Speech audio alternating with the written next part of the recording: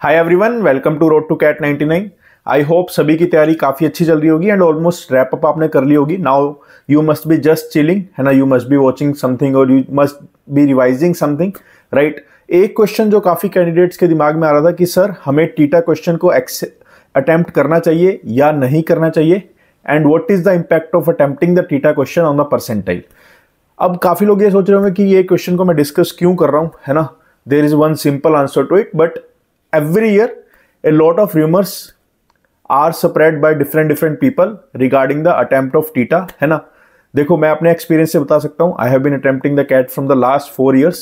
और टीटा जब क्वेश्चन आता है, राइट, इररिस्पेक्टिव आप उसको क्या अटेम्प्ट करते हो, आपकी उसमें एक्यूरेसी क्या आती है, whether you are attempting it correctly और या आप जो अटेम्प्ट कर रहे हो उसका रॉन्ग आंसर है ना, it doesn't matter at all, it does not matter at all.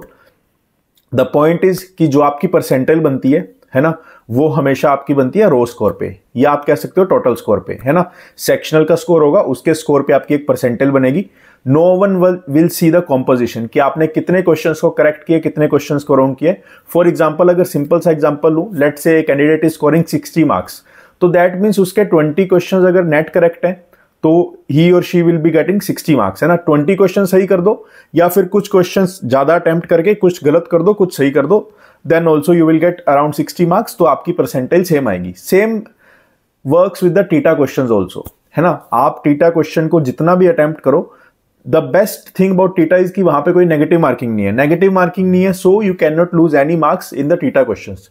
So it is always suggested, it is highly suggested from my side कि जितने भी टीटा क्वेश्चंस हैं VARC में, DILR में, क्वांट्स में, ऑब्वियसली फर्स्ट वो क्वेश्चन को आप देखो, उस क्वेश्चन को तसल्ली से ट्राई करो अटेम्प्ट करने का। बट स्टिल अगर आपको नहीं पता लग रहा, स्पेशली इन द DILR, आपको अगर आपने सेट सोल्व भी नहीं किया, then also I would suggest कि लास्ट के 1 और 2 मिनट्स में make sure you are filling something in those TITA answers. Same in the VARC, same in the quants. आपको आंसर नहीं पता, आपको ये भी नहीं पता 100 होगा, 1000 होगा, 1 लाख होगा, you don't have any idea, but still I would say कि वहां कुछ रैंडम वैल्यू आप फिल करके आओ, एंड बिल्कुल रैंडम मत करो। फॉर एग्जांपल, अगर आपने पूरा सेट सोल्व नहीं किया, आपने सेट का कुछ आपको पता भी नहीं है, स्टिल सी कि क्या क्या आंसर पॉसिबल हो सकते हैं या कौन सी वैल्यूज की ज्यादा बात हुई है ना। देन आप एक random guess, pure random guess आप लगा सकते हो for the TITA question in the last 1-2 minutes, है ना। In the last 30 seconds go through the entire paper and see कि अगर कोई टीटा क्वेश्चन है, जितने भी टीटा क्वेश्चन है, attempt all the TITA questions, there will be no impact on your percentile. अगर ऑब्वियसली आपका टीटा करेक्ट हो गया by chance, then you will get a score, you will gate increase in your percentile.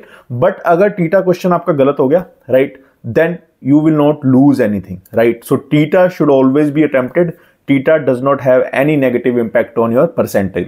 That is my final answer and that is the correct thing. आपको कोई कुछ भी बोले, कैसा भी बोले, don't trust, and if someone is saying you do not attempt TITA, please do not believe that person at all, है ना। अगर उनको यही नहीं पता कि TITA अटेम्प्ट करना चाहिए, नहीं करना चाहिए, that means उनको कैट के पेपर के पैटर्न के बारे में नहीं पता। That's it from my side. Thank you and have a very happy day.